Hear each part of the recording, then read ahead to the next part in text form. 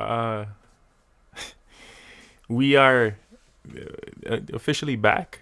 Um, I want to admit that there has been an absence. Yeah, and I think we had talked about this before that I would try to maintain a weekly cadence, and I think we're off an entire week. Um, it wasn't intentional, but it was needed. Uh, there's a lot of things happening. I mean, life is happening.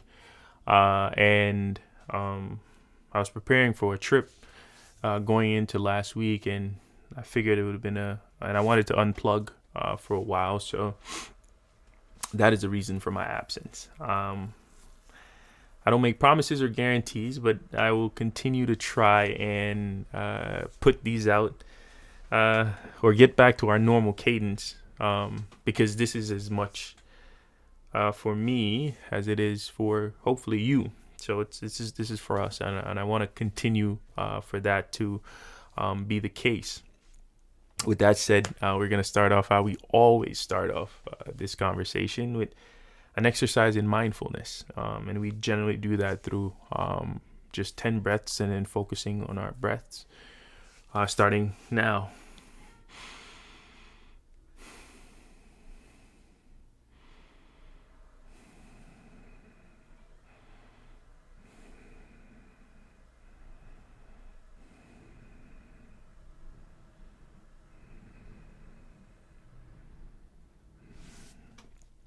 And we are here. And if you've been with us for a long period of time, or for at least an episode or two, you know that we generally follow that with kind of a brain teaser, a puzzle to kind of get us going. And this one is if I'm spelled forward, I'm what you do every day. But when spelled backwards, I'm something you hate. What am I? Again, if I'm spelled forward, I am something you do every day. And if I am spelled backwards, I am something you hate. What am I? I will leave that with you to kind of go through that and think through it as we begin this conversation. Today's conversation is a little interesting because it allows me to kind of reminisce maybe, or just think back to my childhood. Which I mean, I don't want to sit here and pretend like my childhood is any different or extremely unique from every other person's. But one thing about me, if I was kind of go back in history and tell you my story, I am originally from Belize. I was born and raised in Belize. That in itself, there's some cultural things associated with the country of Belize, which is unique because we say we are a Caribbean country, but we are kind of nestled in Central America, and we're surrounded by Spanish-speaking countries, and we are the only English-speaking country in Central America. But we consider ourselves a part of the Caribbean, and for the most part, if you're in Belize, you get a sense, especially along the coast, you get the sense of a Caribbean, almost feels like a Caribbean island, no different than the popular ones. I won't list them all, but that is Belize. Within Belize, I am a black person. So racially, I am black. One can argue the whole Latin thing just because, again, our proximity to Latin America. But if I dive a little deeper and I get to my ethnicity, I'm Garifuna. What does that mean? I am of a mixed race that consists of Arawak Indians, African, and Carib people. And that collection makes up the Garifuna people, and our motherland is St. Vincent. Why is that important? Because today's conversation, I want to talk about creativity and culture, and how culture impacts or influences creativity. Because I think a lot of the time, things that we feel as creatives is generally like innate to us. In reality, it's we are almost like byproducts of the culture and the environment that we were raised in, and we are a reflection of that. For some more than others, I think um, influence is not a a a what is the word I'm looking for? It is not a one size fits all. It is not the same across the board. But as much as things can be influential, the actual impact it has on the individual can vary. And I think if I look at my immediate family, our approach to me and my siblings, our approach to creativity might be a little different, even though we were raised under the same household, under the same tutelage. But we approach creativity different. I don't know that any one is more than the other, but I find myself, especially as an adult, living within my creativity. And I think a huge part of that is because of where I was raised and how I was raised. I tell this story. I'm from a small fishing village in Hopkins. And the Garifuna people, the Garinagus, we are farmers and we are fishermen. And for those who aren't those things, we are teachers. That is our gift, our ability to survive under any conditions, if you ask me. I think a huge part of our story was that we were exiled. So we figured out ways to survive when survival didn't seem accessible, for lack of a better term. It's like we made it work. It's like I always tell people, it's like a huge part of my upbringing was this idea of, it's like necessity is the mother of invention. I makeshift the things that I didn't have available to me, and I made it work. So I didn't necessarily feel lacking at any point in time, and that is something that I always think about. It's like, and I think that accounts for a huge part of my creativity, because it allowed me to use it to solve real world problems that offered me in return a better life for myself, even as a kid. And so when I was younger, I always had this approach, like, hey, you got to solve that problem, because almost like your life depended on it. And the fact that I was conscious of it at that time had a lot to do with my ethnicity and who I was. But eventually you grow and you expand, and I go from just being in a small village to a much bigger town, and I got exposed to other cultures within this small country of now maybe 400,000 people. And I remember the first time we have a huge Amish population in the country. I think we call them Mennonites. And it was unique because for Garifuna people, we have our Garifuna attire, and patterns style is consistent, but you were allowed some sort of individuality in patterns and the things, the way you kind of showcase yourself. I know a lot of us, we wear jewelry. It's a huge part of our culture, and we express ourselves via dance and songs and storytelling. So there were always opportunities for me as a Garifuna child to be able to showcase my creativity and individuality within my culture.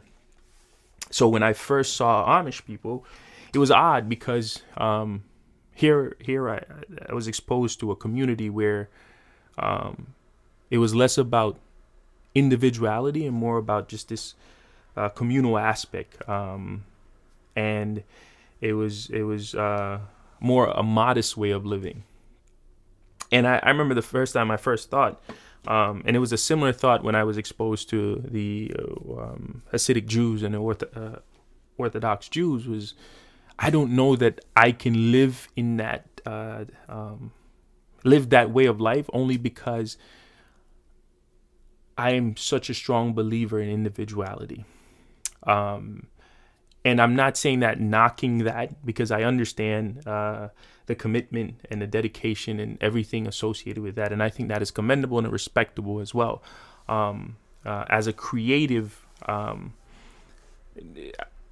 for me, I almost see it as like uh, conformity and having to place within these boundaries, and you can argue that uh, that helps for creativity, because sometimes the limitations are the best tools for to enhance creativity, right? It's like if you're not given these restrictions, then how are you able to leverage your creativity to solve around it?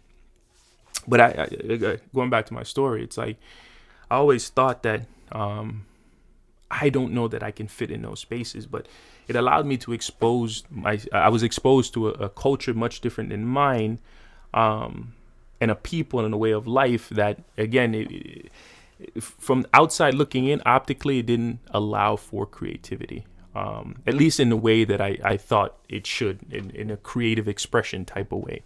And that was my first exposure to that. And as I grew older and I saw other places and introduced to other people and other cultures, then it got me to the Belizean culture, and what that was like. And then I started to realize access to things and hierarchy and social status, and then this idea of wealth and the poor and the rich, and where I fell in between this. And then I didn't realize where I sat until I didn't have access to certain things that I know my peers or my friends had access to, or I had a little more than others, and then I can measure it. And then that's when I started to realize, like, the things that I took pride in being able to create because I didn't have. On one side, there are individuals who saw that as creativity, and then the other side is individuals saw it as, oh, you're just poor, like, or you just don't have it. And I cannot say that I was ever poor. I would be disrespecting both my parents, but my mother specifically, because she worked hard for us to have the things, and I never went without. So I'm saying poor in a relative sense, but my creativity, I had to find spaces where it would be appreciated because of these structures that exist, that for those who never had to do the things to makeshift the things that I makeshift because they had it, the real thing, they wouldn't necessarily understand or appreciate my creativity as much as the other kid who, again, we'd make like our own go-karts. We'd make our own drum sets out of tin cans. Like, we'd make slingshots out of tree branches, like all these things that we used to do. Now that I'm thinking about it, it was like there was a necessity there, right? To be a kid, we wanted access to these toys and these instruments that are synonymous with being a child, and it just wasn't readily available. And we found ways to be able to substitute, and it worked. And I think to this day, I still carry that level of ingenuity with me, because I know how much it impacted my childhood. And even times now where I don't necessarily have to showcase this particular skill, it comes innate to me. And I find myself where I remember a time, it's not even me, I'll tell a story about my mother. My little sister, she came to college, and my mom was visiting. I had already graduated from the same college, and she was staying in my sister's apartment. And one of her roommates were cooking maybe a can of something. It might have been a can of beans she was trying to open, and she was oh, I can't find the can of beans. The can opener. And I remember my mom looked at her puzzled. And she just went into the knife drawer, grabbed the knife, and literally just opened it. Something that I've done, I do a million times. I do it today, even though I have a can opener. And it was fascinating for this individual because she never seen it happen live. And that's when I realized there's a lot of things that I did, that I exercised my creativity in substituting for the utensils or tools we didn't have, that in a modern world where culturally these things are more readily available, it's still novel to them. And that was interesting. And I always think back to that in particular, just because seeing the face of the my sister's roommate when my mom did it is still, I remember like it was yesterday. Speaking of just like education, I don't know that we pushed for creativity how I was raised, or in Belize, especially in my era. I think things have changed now, especially with the introduction of technology. Back in the days when I was a kid, I was one of the kids to first have a computer in my class, only because my dad was a technician and he was in the States, so he made this computer. He literally made it a computer for us, and that's how we ended up having one. First with email access and internet access, and then email access. So, and but within the school system, technology was still kind of relatively a new concept. At least technology, the way we appreciate it today, in the form of like electronics. And it's weird because I told you I'm an adjunct professor at Parsons, and end of the semester we like to invite luminaries in various design and creative spaces. And in my early life, I was once a web designer, and the first day I worked at this company, it's called Natural Light. It was the first web design company in the country, and I did not know a lick of code or designing anything. And the guy who taught me everything I knew at that time was this guy JC Cuellar. And I remember the first day, I don't know if he remembers this, but I was given like a book of like HTML, how to code in HTML. But I used to watch him, and he was just by observing him helped me kind of master this thing. And I invited him at the end of the semester to come virtually. He's still in Belize. And one of the questions I asked him while I was talking to him was like, for him in particular, what about the creative role that he assumed? What made him want to pursue it? Because it wasn't commonplace. It wasn't something that the country emphasized. And he admitted that, yeah, it wasn't. It was just his passion. I think he may have seen it somewhere, and he pursued it. And he came to the States to pursue that thing. And I'm proud that, and I'm happy that he did, because that was one of the turning points of my life. So him making that decision was the influence that I needed to pursue technology in the sense of in this creative way. And that's interesting because when I think back on that, again, I come from humble beginnings, and I wasn't poor, but a college education was costly, especially coming from a developing country and all that. So I had to apply for a scholarship, and I applied for what I ended up studying: computer engineering, computer science. I was denied. My application was denied. And the reason was because I wanted to study something that the country didn't need, which was computer engineering, computer science. It's not that I didn't have the grades. I was academically inclined. I was at the top of every class that I've ever been in. I was a good kid with amazing grades. And they said it's just not what the country needs right now. And I had asked, what does the country need? And they said, if you were studying something with agriculture or fisheries, then you would be approved. if it wasn't for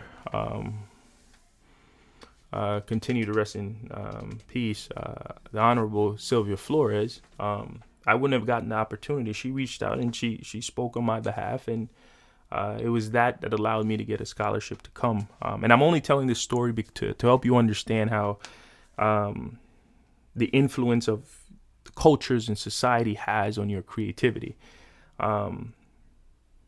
Because what I wanted to pursue, this idea of innovation and technology, it wasn't relevant to the community I was a part of.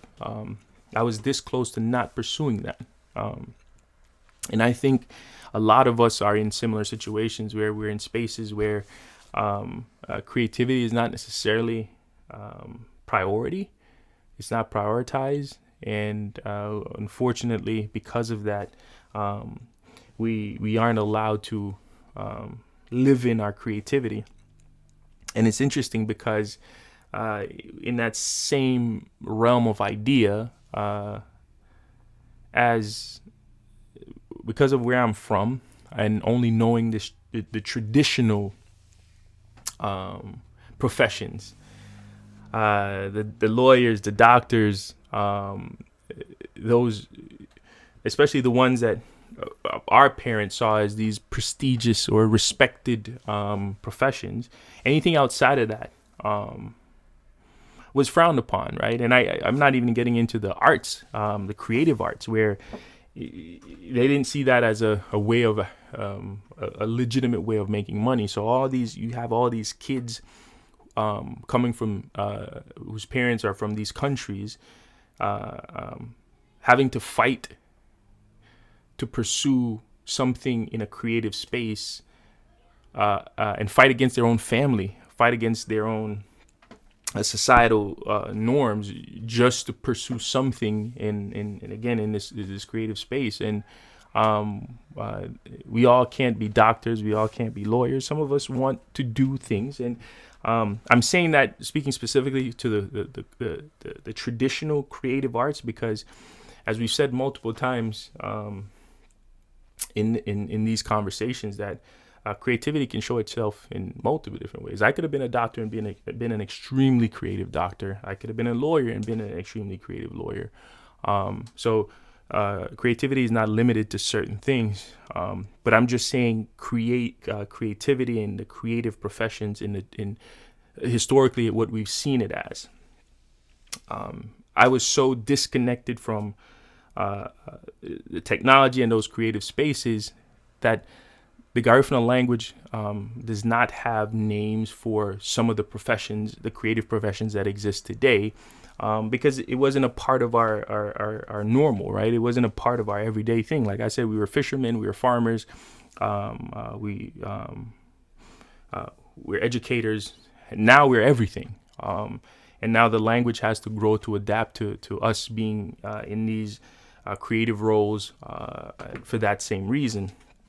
And those are things that I'm always like conscious of, understanding that where I came from and the impact of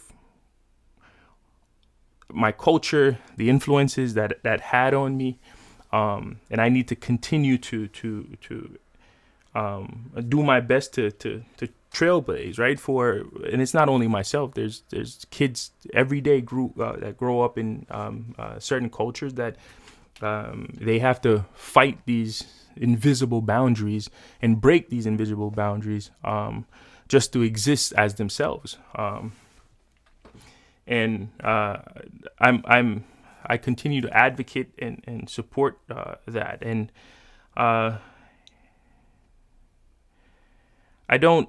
I'm not. A part of me is not necessarily upset, but I think everything, life comes with evolution, or evolution is a part of life. So for every me, there's also the more orthodox way of doing things, and people who want to retain culture and not necessarily lose that. And you can be creative in doing that as well. I know one of my past students, she's from India, and she's made it a point to bridge that gap, right? To maintain the authenticness and the history of certain cultures, but introducing more modern approaches to it, introducing, allowing creativity and innovation to help drive culture, to help drive history, and help maintain and retain the authenticity of those elements, but in a new and innovative way. And I think there's definitely there's a need for that, and I continue to champion the things and the strides that she's made within that space. And one of the things that I told her the last time we spoke was, what you're working on has the ability to scale across cultures. This is not an Indian thing. It is not a Belizean thing. It is not an American thing. It's not a Chinese thing. It's a universal thing. It's a there are a lot of these cultures that are in time capsules, and it's intentional because we don't want to ruin the relationship that we have with it. But there's an opportunity for creativity to help facilitate a way forward, and we just have to allow it to. And for the elders in those particular spaces, they have to be receptive to the idea of change. And then for the younger generation, I think we have to understand the respect and the reverence we have to give our culture, and we have to continue to maintain this authenticity. And I think when we find that perfect balance, I think there's an opportunity for creativity to allow culture and history to flourish. And it's going to be a beautiful marriage. We just have to, again, find a way to bridge that gap. There's so much I wanna talk about this particular idea and thought process, but I don't want to take us too far down this rabbit hole in this particular time, just because I want to keep this conversation under 30 minutes, that like we've always done to this point. I want to say this last thing before we end. One of the graduate classes was they were presenting a capstone, and in it they wanted to introduce VR to these remote locations, where the culture and the people were basically still untouched. They weren't compromised by modern civilization, or they weren't colonized in any capacity. And their idea was to bring virtual reality to these people in these remote villages. In I think it might have been Southeast Asia. And the idea was to take VR content specific to like these museums and take it to these people. And I had a pushback.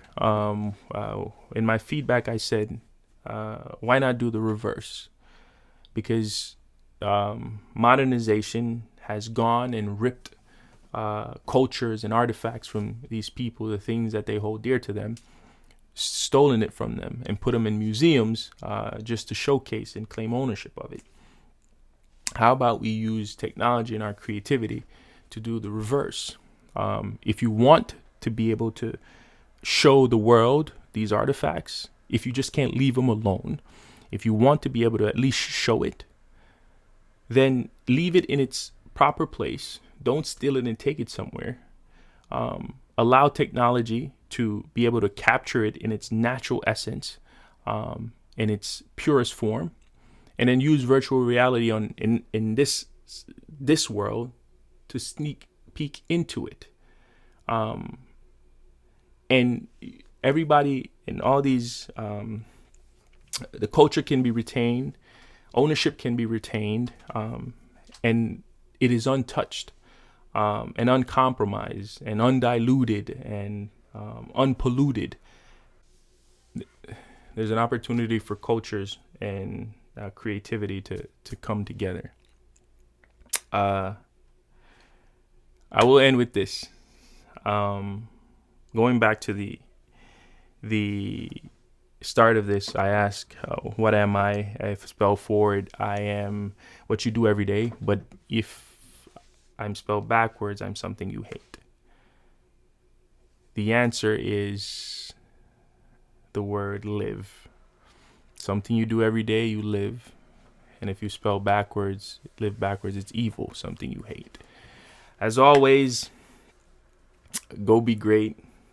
I'm glad we're back. I'm glad to be able to talk to you. I'm glad that we're here. I look forward to continuing this. And that's it. I'm out.